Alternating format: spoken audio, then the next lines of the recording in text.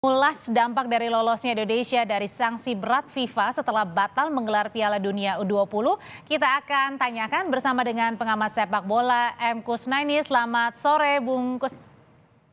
Selamat sore, Audrey. Ya, Bung Kusnaini, tadi kan Anda sudah berkomentar. Sebenarnya yang Anda baca ini dari keputusan FIFA yang tidak memberikan sanksi berat kepada Indonesia, melegakan atau cukup melegakan? Detailnya seperti apa? Iya, kalau saya sejak awal melihat bahwa Indonesia ini agak sulit kalau dijatuhi sanksi berat ya. Karena Indonesia bukannya menolak menyelenggarakan kegiatan FIFA, bukannya mengembalikan mandat. Indonesia hanya mengatakan bersedia menyelenggarakan Piala Dunia dengan syarat begini-begini. Itu istilahnya nawar gitu ya. Dan bagi FIFA mungkin itu sesuatu yang dianggap kurang tepat. Tapi Indonesia tidak menolak untuk menyelenggarakan Piala Dunia. Beda kalau Indonesia menolak.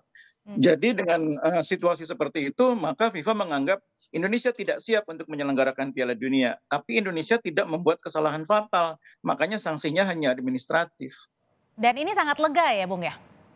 Ia cukup melegakan karena sanksi yang sifatnya administratif ini membuat sepak bola di Indonesia tetap bisa bergulir ya. Indonesia memang tidak bisa memanfaatkan sejumlah dana bantuan FIFA, tapi menurut saya itu tidak terlalu signifikan. Yang penting itu kegiatan sepak bola, kompetisi bisa bergulir dan tim nasional bisa terus bertanding. Dari sanksi FIFA yang katanya ini hanya kartu kuning ya istilahnya, bukan kartu Iya. merah begitu. Apa sih yang harus kita lakukan dalam merespon sanksi FIFA?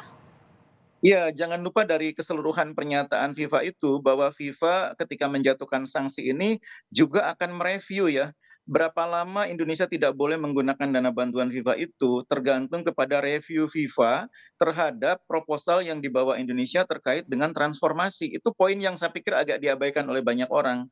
Kan Pak Erik ini datang juga membawa blueprint ya, blueprint tentang perbaikan atau transformasi sepak bola Indonesia. Nah, FIFA akan mereview blueprint yang dibawa oleh Pak Erik Thohir ini dan kemudian akan memutuskan kapan akan dicabut sanksinya. Jadi harus sungguh-sungguh kita ketika sudah menyusun blueprint ini tidak sekedar menjadi sebuah produk pemikiran, tapi juga ketika sudah disetujui oleh FIFA, serius mengimplementasikannya, serius mewujudkan program-programnya. Jangan berhenti sekedar jadi produk pemikiran. Jadi dipantau juga ya dari kejauhan begitu ya? Dipantau oleh FIFA dan akan menentukan sejauh mana FIFA akan mencabut sanksi ini. Oke. Nah, ketika kemudian juga kan ini sanksinya ringan gitu, apakah ini bisa mengartikan, Bungkus, kalau Indonesia mungkin saja bisa jadi tuan rumah Piala Dunia U17 nih? Iya, agak terlalu dini memang ya, karena statusnya kan masih sanksi walaupun administratif ya. Karena itu menurut saya kita serius dulu menyelesaikan persoalan sanksi ini, serius dulu meyakinkan FIFA dengan dengan membuat konsep yang bisa meyakinkan FIFA bahwa kita serius membenahi. Nah, ketika nanti sanksinya sudah dicabut, Indonesia sudah bisa menggunakan kembali dana bantuan FIFA, pada saat itulah mungkin kita bisa berpikir mengenai kemungkinan menjadi tuan rumah alternatif.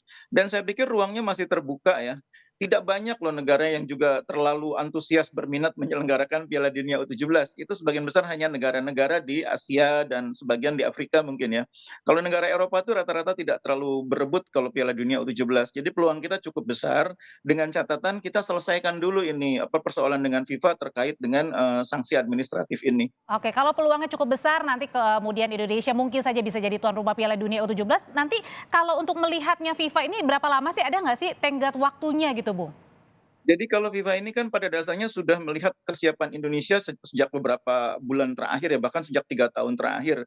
Dan FIFA melihat progresnya itu sudah mendekati mendekati siap gitu loh. Beberapa catatan memang masih dibuat FIFA sesudah kunjungan terakhir, tapi catatannya bisa dibilang minor ya, catatan Mmm, yang kecil. Dan oke. jangan lupa Indonesia masih punya waktu sampai bulan November untuk melakukan perbaikan dari catatan-catatan itu. Sehingga kalau dari segi infrastruktur, saya pikir nggak akan ada persoalan dengan catatan-catatan itu. Yang paling penting menurut saya Indonesia lepas dulu dari sanksi administratif ini sehingga status kita sebagai salah satu kandidat akan bisa memungkinkan kita bersaing dengan negara kandidat yang lain yang mungkin nanti akan ada juga yang tertarik. Oke, tapi kalau biasanya tahapan demi tahapan dari sanksi administratif untuk bisa kita lepas terbebas dari sanksi ini kayak gimana sih, Bung? Iya, kalau sanksi FIFA itu sangat relatif ya. Ada yang sanksinya sampai 5 tahun, ada yang sanksinya hanya hitungan hari. Itu tergantung bagaimana kita meyakinkan FIFA. Dan kita punya komunikasi yang baik dengan FIFA ini. Pak Erik sangat, dekat dengan Infantino, Pak Jokowi juga sangat dekat, Wakil Ketua Umum PSSI, Pak Amali, Ibu Tisa juga punya komunikasi dengan FIFA, Mhm. dan itu saya pikir harus dimanfaatkan, untuk memanfaatkan kedekatan itu dengan terus menginformasikan apa yang dilakukan Indonesia, apa yang sudah kita siapkan dan apa yang akan segera kita lakukan, itu komunikasikan terus, sehingga meyakinkan FIFA bahwa meskipun ini hanya sanksi administratif, tapi pada dasarnya ini tetap harus dicabut dulu ini supaya Indonesia bisa, leluasa mengajukan diri sebagai tuan rumah. Dan saya pikir ini tidak akan terlalu sulit ya, karena blueprint-nya kan sudah lama juga kita buat.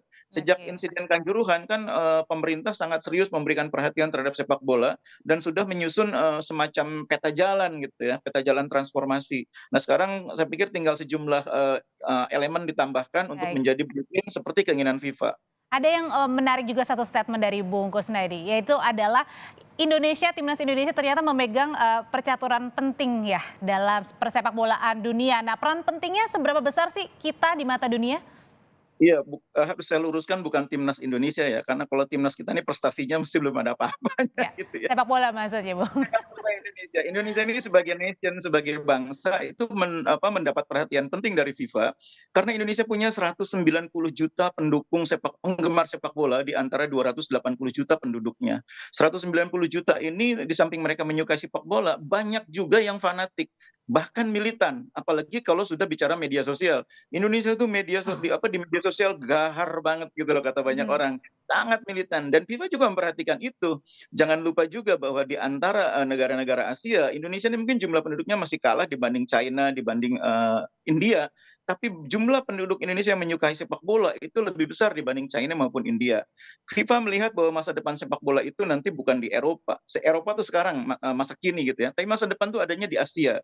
Perkembangan sepak bola akan menjadi sangat pesat di Asia dalam 10-20 tahun ke depan. Dan Indonesia menjadi salah satu yang terdepan dengan potensi penduduknya yang luar biasa, pertumbuhan ekonominya yang sangat baik, dan FIFA juga Oke. jangan lupa loh memperhatikan bahwa Indonesia tuh tahun lalu menjadi presidensi G20.